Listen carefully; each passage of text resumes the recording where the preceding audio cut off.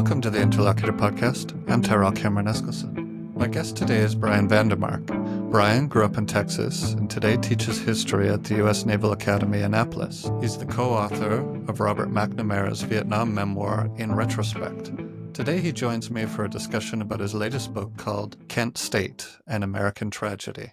Brian, it's a pleasure to speak to you today. I'd like to start by asking you about Texas. Whereabouts in Texas did you grow up, and what was life like there growing up? I grew up in Houston, which is a big city. I think it's the fourth largest city in the United States now. When I was a boy and an adolescent in the 60s and 70s, it was smaller than it is now, more provincial, but still a city. I think that even though it's a part of Texas and it reflects a lot of the stereotypical elements of Texas culture, in many ways, there is an urban-rural divide in Texas as there are in many parts of the country and the world. I had the privilege, my parents sent me to an excellent private school where I got a superb education. And one of the things that, looking back now in hindsight, I received was a much broadened perspective on the world and life than might have been typical of people growing up in Texas in the 60s and the 70s. When you were growing up, did you have any opportunity to read Larry McMurtry or form any thoughts on how he was portraying the Texas in which he grew up and was still living in? I mean, as you know, he's an extraordinarily gifted writer. I read his work, not all of them, but many of his novels, in college rather than growing up, because he was from small town North Texas, which is closer to the rural experience than what I had. But there are elements to his world created in his novels that I recognize. A lot of things about Texans, in some respects not particularly flattering, but one thing I admire a lot about many of them is they tend to be very down to earth and very straightforward. They're straight shooters. And he captures those qualities well in his works. One of my friends in college was from Archer City, where Larry McMurtry, that was his life. And it was kind of fascinating for me to associate Archer City, created by Larry McMurtry, with this person that I got to know quite well. And, but McMurtry, in many respects, too, is atypical of what may often be sort of the perceived norm about Texans. He was very literate, a very gifted writer, very sophisticated, but he also had this simplicity, humility, and straightforwardness that I do think is quite common on the part of many Texans, and I admire that. Yeah, I was shocked by his level of humility, particularly with the novel Lonesome Dove, which was absolutely amazing book. When I first read Lonesome Dove, I couldn't believe how good it was. And I read Larry McMurtry's 3 small memoirs and also a biography of him. And he consistently said throughout his career that he thought it was a good book, but not a great book. His best book, I think. Yeah, I think so too. The character Augustus McCrae has become one of my favorite characters of all literature. Yeah, their characters are attractive in their humanity because there's an earthiness to them. Yeah. And I do think that that's a very typical quality of Texans in general, particularly from areas outside of the big city. He grew up in that environment. It's part of who he was. That was his world.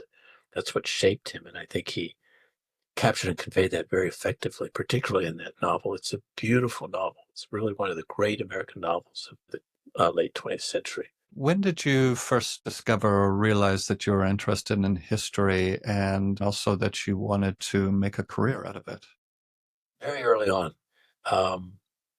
I can't pinpoint it specifically, but I can remember as far back as perhaps the 5th grade that I was fascinated by current events. And as I got into the 6th, 7th, and 8th grade, that took me back because of curiosity to understand what the roots of these current events were. And I think that probably fired my passion for history. And I knew at a relatively early age that I wanted to be a history professor. I got to live my dream. Mm-hmm. And I feel very fortunate to have been able to do that. Could you explain who Robert Dallek is and what your relationship to him was and is? Yes, he was my PhD mentor at UCLA. He's a wonderful man. He's now in his early 90s. We're still in close touch. He's a very accomplished historian and biographer who specialized in 20th century American political and diplomatic history, which was the field I chose to specialize in as well.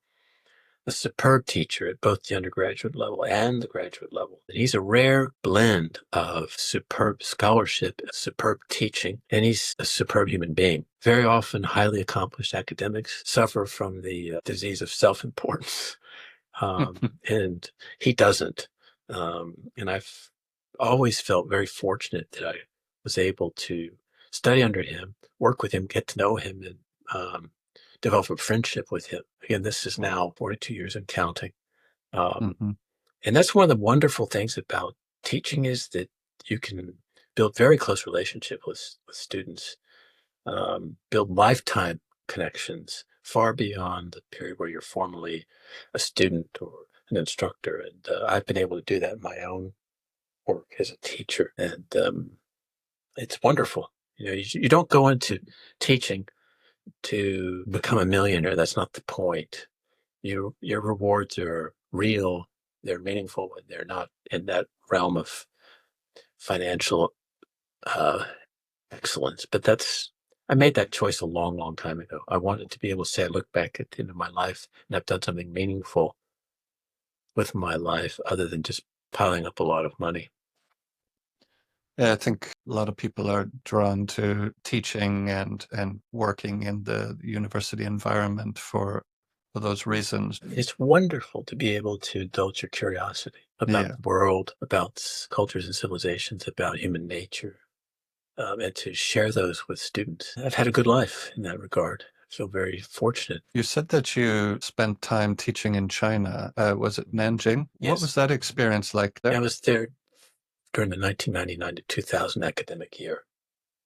In the spring of 1999, Johns Hopkins reached out to me and asked me would I be interested in teaching at their campus in Nanjing. And I said, well, I don't think that will work because I don't speak Mandarin. And they basically said, in essence, we're not interested in having an American come teach Chinese history to Chinese students in Mandarin. We're interested in having an American come to teach his or her country's history to Chinese graduate students in English. And I said, I can do that.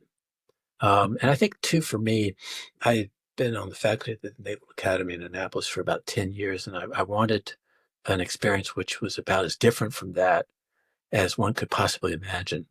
So I took a leave of absence for a year and did that, and it was a wonderfully enriching experience in my life. I'd like to go back at some point and see how things have changed and the ways in which they haven't. But Hmm. that's 25 years ago now. Yeah, I had the experience to go to China as an English teacher for 1 year in 2007. And I was in Beijing. They were getting ready to host the Olympics in the summer of 2008. And the transformations that were going on in the city, even in that 1 year, were quite remarkable. The first little street market where I had a meal in the neighborhood where I ended up living for a year, it was gone, and there was a whole new building there by the time I left a year later. It was a great time to spend a year in China because the cost of living there was cheap, and they, for the most part, had an attitude of being very open and interested in foreign guests at that time. So I really enjoyed it there. And the gratitude that I felt on the part of my students was wonderful. I mean, in Confucian culture, the scholar or teacher is a very highly esteemed Hmm. profession and role. And I felt that when I was teaching there. I think, too, for me, um, living in a country for a year where you have to do your own grocery shopping, you have to learn to function on a day-to-day basis, and you're Yeah. working and living among those who actually are of that land is an amazing experience because it's really enriching. You really begin to understand the people and their culture in ways that are impossible to achieve when you're staying in a hotel for 2 weeks and saying, well, I've been to China for Hmm. 2 weeks. I stayed in a Sheraton hotel and now I know China. It's not the same thing.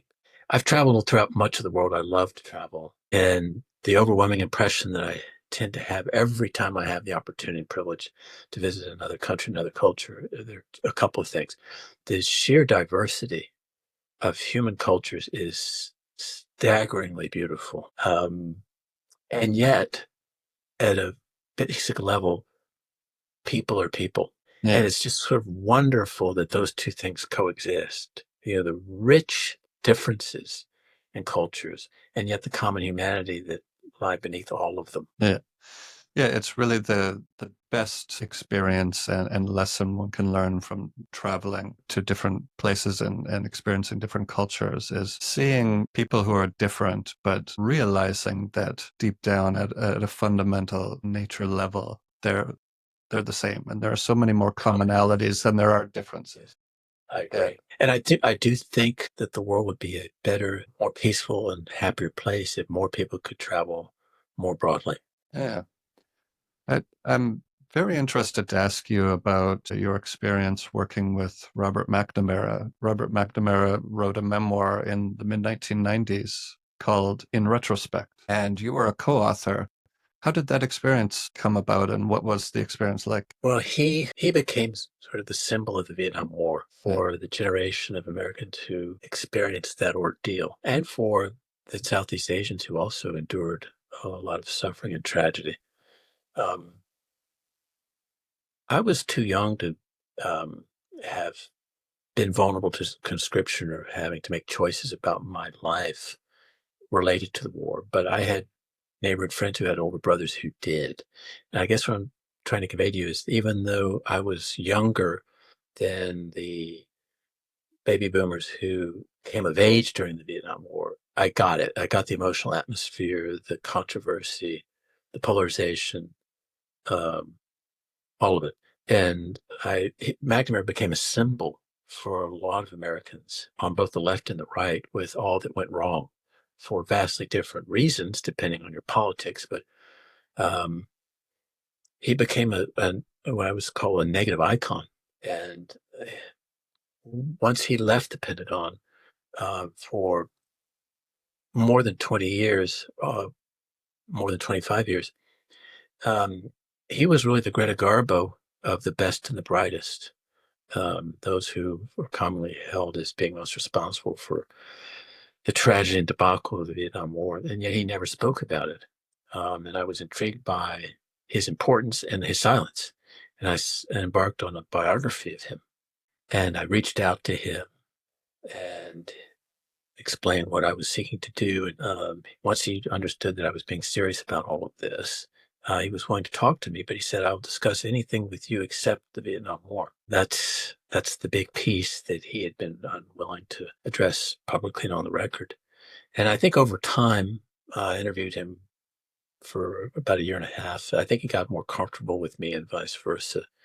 And I also realized that he's the kind of human being who they're big people and small people, Ty. Small people are petty, insecure, aggressive, vindictive, and so forth. Big people, they're large in terms of spirit, and they admire those who will speak the truth to them, even if it's sometimes painful and critical. And once I understood that that's the kind of human being he was, there was a very critical biography of him that was published in the process of my interviewing him. And he asked me to read it and tell him what I thought of it. And I told him, I said, I think it's fundamentally a good book.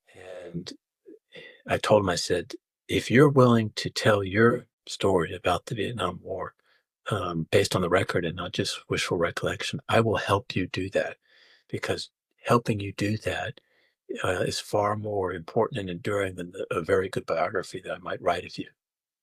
And he said, okay. And again, I think essentially he got to the point where he was getting older. He had a lot that he was carrying emotionally and psychologically. And I think after a certain point, he felt comfortable enough with me and he trusted me enough that he was willing to open up. And that book it was necessary, painful in a lot of ways, but necessary not only for him, but for the country. And I think the world. I still feel great pride and satisfaction and accomplishment in helping him with that book because I think the lessons that it offers are timeless.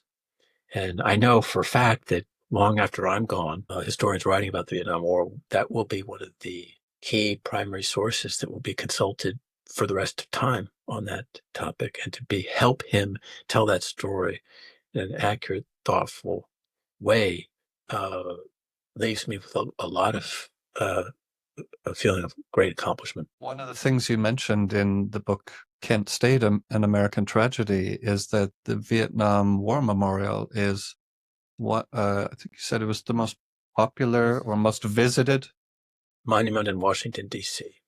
It says a lot about that period of time in American history and how people think about it or want to learn more about it, because there are, I think, lessons from America's Cold War strategy that were very admirable, and America did a lot of good in the world. But that same logic, and you know about this having written two books about it, also led to unfortunate involvements, with the Vietnam War Yes. being one of It them. produced an immense tragedy. The Vietnam War is the great 20th century tragedy of American history. It's not quite as transcendentally significant as the Civil War was the great tragedy of 19th century America, but it traumatized, it scarred, um, it disillusioned, it shocked the American people in a visceral way, and I honestly believe that it opened a chasm in the American body politic between left and right, which has never healed and is reopened now in a way which is just heartbreaking to witness. Yeah. You wrote in 1995 a book called Into the Quagmire. Which, the subtitle was about Lyndon Baines Johnson and the escalation into the Vietnam War. And then in 2023 wrote Road to Disaster. Wondering why you decided to write a new history about this similar topic. And let me correct you on the dates. The first book, Into the Quagmire, was actually published in 1991. The Oh, paperback edition came out in 1995. The second book I wrote on the Vietnam War, Road to Disaster, was published in 2018. So that yeah. was 27 years Mhm. between the two books. And people very often ask me, why did you wait that very long time to discuss this topic, particularly given who you worked with? There are a variety of reasons. Um, One is I believe then, I still believe now, that the most important book I've had a part in is Robert McNamara's memoir. Nothing by Brian VanDeMark is going to touch that in terms of durability over time. The reaction to the book, I will note, at the time was tremendously controversial. Immense criticism was heaped on him, again from the left and the right, for different reasons, but it reopened the wound of the Vietnam War for a lot of Americans, and I witnessed that. I mean, I wasn't the object of the criticism because I wasn't him, but I experienced a lot of that, and it's a sobering thing. What it taught me was the war inflicted wounds on the American people, not just physically for those who served there, as well as the far greater number of Vietnamese and other Southeast Asians who suffered, but the psychological and emotional wounds it inflicted on the American people in that generation are tremendously deep. And I became very sensitive to that. By that, I mean, I thought to myself, I'm very reluctant to say anything more because whatever I say to some degree or another is going to reopen the wound for people. And I don't like hurting people. Mhm. I was very reluctant because I'm very sensitive to that. And I think too, I realized as I got older, the passage of time, growing older, it doesn't have a lot of advantages, but the perspective of experience um, is something that it becomes richer and deeper over the years. I just think you become wiser about life and human beings and human nature over time. And I had more distance from the war 27 years later. And there was a part of me that always knew that I would write a second final book about the war based on everything that I'd studied and the individuals that I'd gotten to know personally. But I waited a long time for all the reasons I described to you. Mm. And I'm glad I did. Because if I had written that book 5 years after, in retrospect, or 10 years after, in retrospect, rather than 23 years afterwards, it would have been a different book. I think it's a deeper book waiting to write it as long as I did, if all that makes Yeah, sense. absolutely. It's a very serious and nuanced topic and requires a lot of reflection and time to think about how to express what you were wanting to say on the subject. So it definitely makes sense. I'd like to ask a couple more questions about now the late 1960s and some of the cultural and political atmosphere in the United States as we work our way to the spring of 1970. I want to first ask about the draft to the Vietnam War and how did the deferment status of post-secondary students influence or even intensify their reactions to the war and how they felt about the Vietnam War? Well, I think what you've just articulated is a fairly good answer to your own question. What I would add to that is two things. That the system that was in place for selective service, which was the American version of conscription, was manifestly unjust, primarily for economic class reasons. If your parents had the means to send you to college, that essentially exempted you from exposure to the draft. Whereas if your parents didn't have those means, then you were exposed to conscription and being sent to fight in a difficult, arguably impossible, and profoundly polarizing and unpopular war.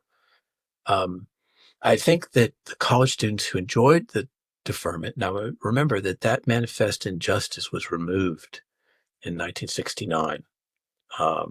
The college deferment was abolished, and that added fuel, I believe, to the fire of anti-war protests on campus because now these people themselves are exposed to conscription and dispatched to Vietnam.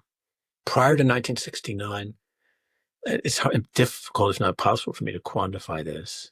I won't even attempt to, but I do think an element of the anti-war protests on the part of American college and university students before 1969, when they enjoyed the deferment, is an unease about their status versus those of their generation and their age who don't enjoy that deferment. Again, I can't untangle that in any definitive way, but I'm convinced that that was a part of it. It sensitized them and made them even more anxious about the war because they recognized the imbalance, if not the injustice, of the way that the draft was structured to their benefit.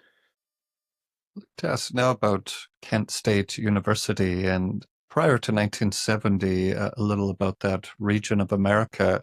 From your book, I got that locals called Kent State University the largest unknown university in the country. Why did they refer to it that way? Well, I think for two reasons. It had grown enormously in size since the end of the Second World War. I think the student population by 1970 was about 22,000.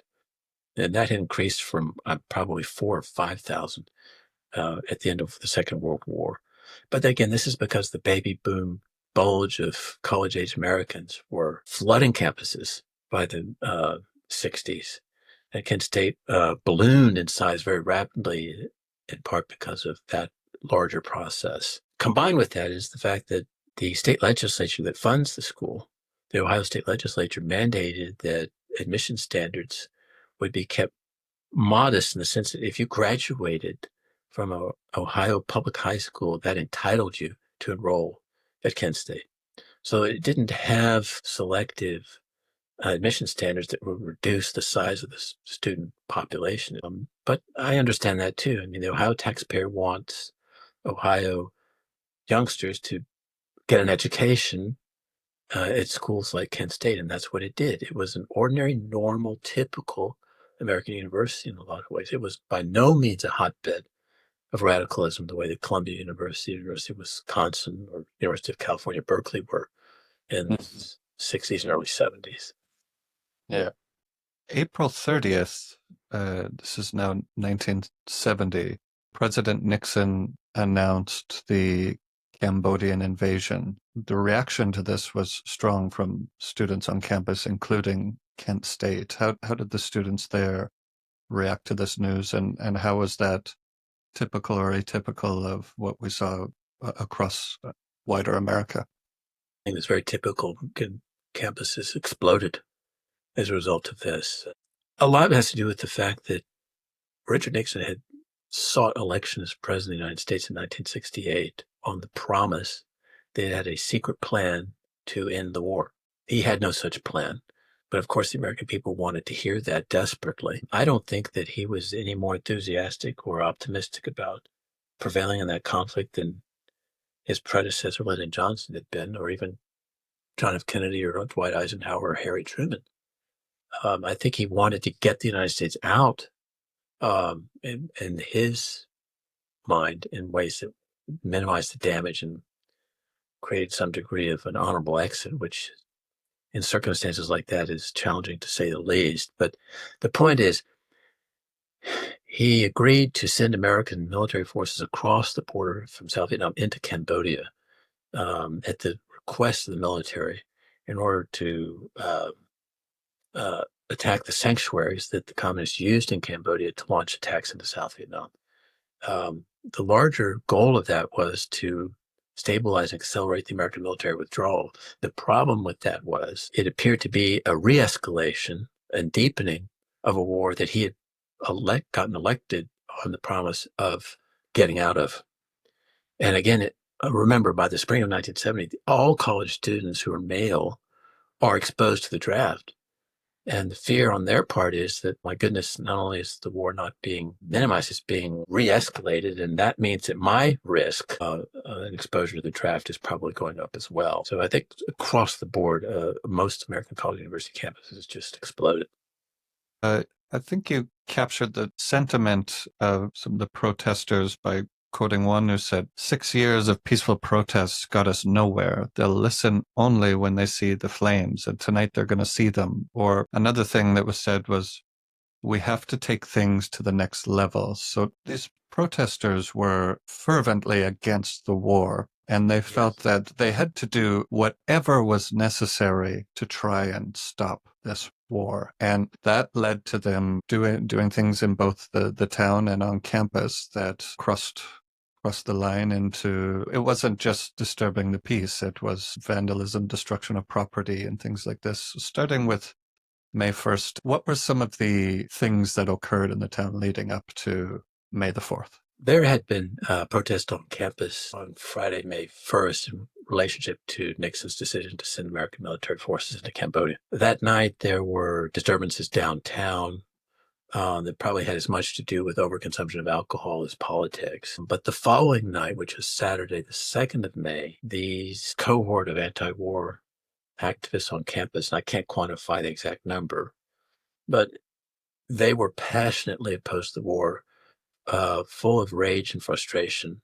And the symbol for them of the war and the system that they believed produced the war was the United States military, which meant that the Reserve Officer Training Corps building, where those who were on scholarships with the military in order to get through college and then owed the U.S. military a finite period of service, they put it to the torch. And right around the time that the ROTC building was put aflame, the governor of Ohio dispatched the National Guard to Kent, the town of Kent, and the Kent State campus to deal with what they perceived to be a situation that was rapidly unraveling and beyond the control of local police, both in town and on the university grounds. As I point out in the book, the university administrators at Kent State, their last resort would have been the Ohio State Highway Patrol, not the Army National Guard, primarily because I think that they had an awareness of the fact that the Ohio State Highway Patrol had actually been trained well and was experienced dealing with student protests in a way that the Army National Guard of Ohio was not. But the governor was uninterested in the opinions of the administrators of Kent State University. He effectively told them during a meeting on the afternoon of Sunday, May 3rd, sit down and shut up. And he essentially declared that any student protests ought to be prohibited. And someone asked him, what does that mean? And he said, two students walking together. So he was taking a very hard line. When you read the book, it becomes manifestly apparent along the way that a lot of the tragedy rooted in the fact that the Army National Guardsmen who were sent to Kent State had no experience whatsoever dealing with student protests, had woefully inadequate training, and they were equipped with high-velocity rifles, tear gas shotguns, and that's it. So there's no spectrum of equipment that would enable them to deal with protest or crowd control in a progressive fashion. And I think, again, in hindsight, which is always 2020, it was a stupendous misjudgment to deploy inexperienced, poorly trained, nervous, tired National Guardsmen to campus with high-velocity rifles.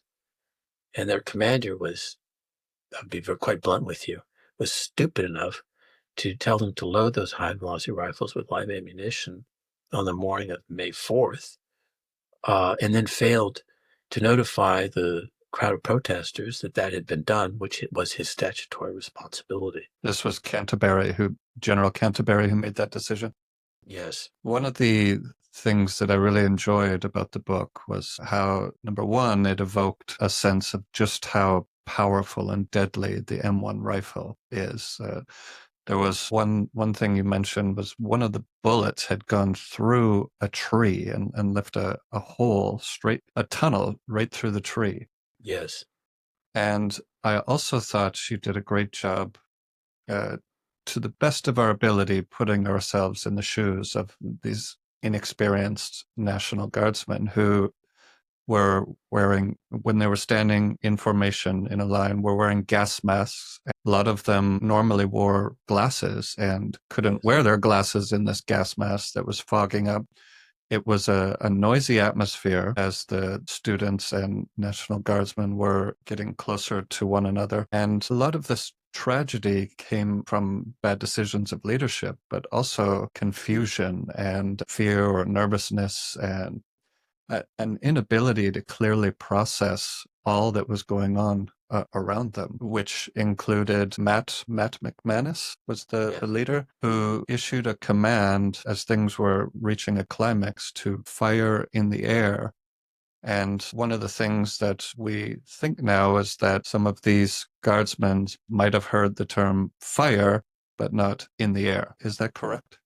Yes. In essence, the students were nearing the guardsmen. The level of tension, chaos, noise, confusion was climaxing. And McManus, in an attempt to prevent bloodshed, angled his shotgun upward and issued the order fire in the air as a warning shot to keep the students away from the guardsmen without drawing blood.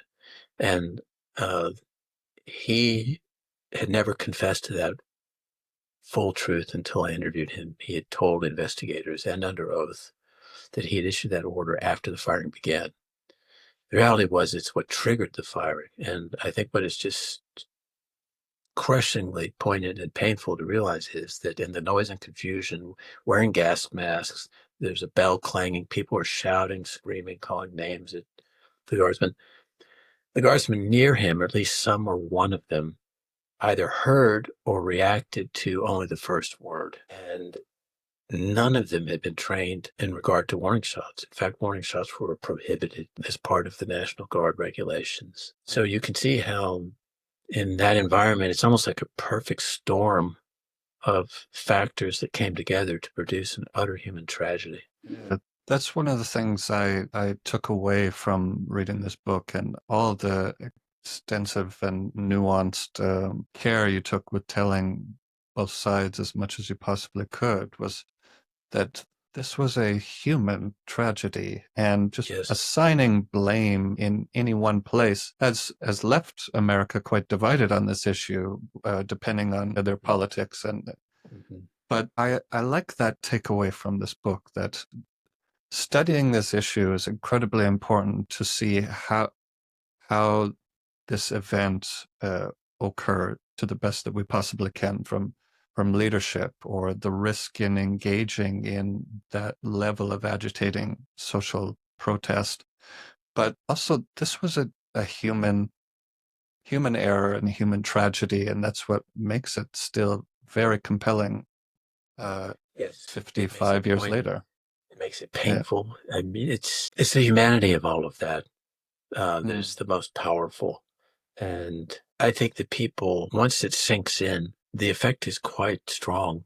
And I think the lessons, the cautionary tale that teaches everyone is exceedingly powerful and frighteningly relevant to a deeply divided America today. You extensively captured the reactions and feelings and lifelong grief that the parents experienced from the loss of the four students that were killed were Alison Krauss, Jeffrey Miller, Sandra Lee Scheuer,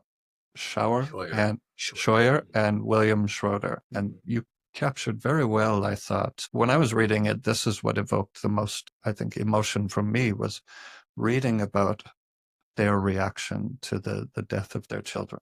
Well, it's another component or dimension of the human tragedy.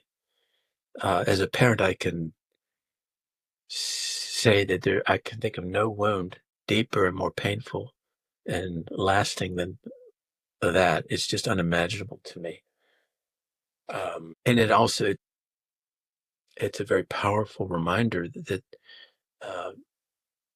there are lasting human consequences to confrontation that climaxes in violence. And the consequences are not only for those whose lives are terminated or those who deal with wounds for the rest of their life, but the surviving family members of the loved ones who are lost. That kind of confrontation is inherently dangerous. It's inherently unstable. It's inherently pregnant with immense risks. And the consequences of that exploding in violence are permanent. When I spoke at Kent State, I had an opportunity to spend a few minutes talking one-on-one with Dean Kaler, who's been in a wheelchair since May of 1970. He's in his 70s. I think he was 19 or 20 when he ended up in a wheelchair. It's one thing to read about that time. It's another to actually see it and experience it. It's powerful. In the book, I thought you did a great job, too, of talking about how he was accepting it about as well as he could and being as strong as he could and learning to live his life with this new reality. But there was also this sense that deep down he was hanging on to emotions that were difficult to process, like, why did this happen to me and why do I have to live with this? They're all very human emotions. Yes. The anger, the hatred. I think it took him a long time to work through a lot of that. I mean, as it would for any human being. But one of the things about this story, which is also powerful, is that many of those victims, even though it took them a very long time, they worked through the anger and the hate. And almost all of them, in one way or another, to one degree or another, basically said, you can't live with hate. It's ultimately self-destructive. You need to let go of it. And I'm fascinated by the fact that some of them later in life actually got to a point where they could understand and even in an extraordinary way empathize with the tragedy inflicted on the guardsmen who inflicted the suffering on them. Yeah. Yeah, that was quite a powerful thing that happened from years of reflection and coming to terms with what happened and understanding the human element on the other side of thing. It says a lot that they were able to come to that realization. And I think it's also important for readers to be able to learn that the guardsmen themselves, to varying degrees in various instances, were wounded psychologically and emotionally by the suffering they inflicted. Yes. They were put in a terrible position. And in a sense, they too have to live for the rest of their lives with the consequences of a human tragedy. Yeah. The takeaway there is, for God's sake, confrontation and violence force is no way to address and solve problems like that. That's a great segue into the last question I want to ask you. I want to ask you about the subtitle of your book. It's An American Tragedy. I'm wondering whether you're conveying a sense of uniqueness or something particular to American society that this occurred with the term American. That's an excellent question. It is at a bedrock level a human tragedy. But I use the adjective American because for Americans, particularly that generation, it was a searing, defining trauma. And it now occupies this iconic place in the recent history of the United States. And I wanted all readers, but particularly Americans who lived the tragedy, to understand that it's an all-encompassing tragedy for everyone.